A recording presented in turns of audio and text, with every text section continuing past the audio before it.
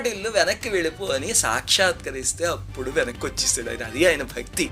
పెద్ద వయస్సు వచ్చాక రాజ్యం పిల్లలకి ఇచ్చేసి కూతురుతో కలిసి శ్రీరంగ క్షేత్రానికి వెళ్ళిపోయి తన కూతుర్ని రంగనాథ స్వామికి ఇచ్చి వివాహం చేసి రాజ్యాల నుంచి జయించి తెచ్చిన సంపదలన్నీ స్వామికి కట్నంగా ఇచ్చేసాడు ఆయన.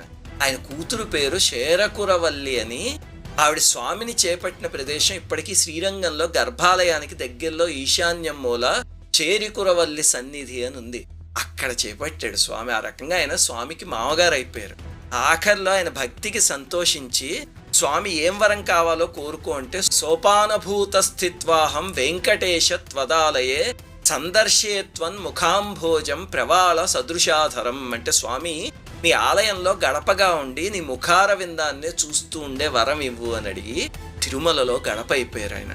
అందుకే ఆలయాల్లో మనం ఎప్పుడు గడపల్ని తొక్కకూడదు. ఏ గడపలో ఏ మహనీయుడు ఉన్నాడో ఎవరికి తెలుసు.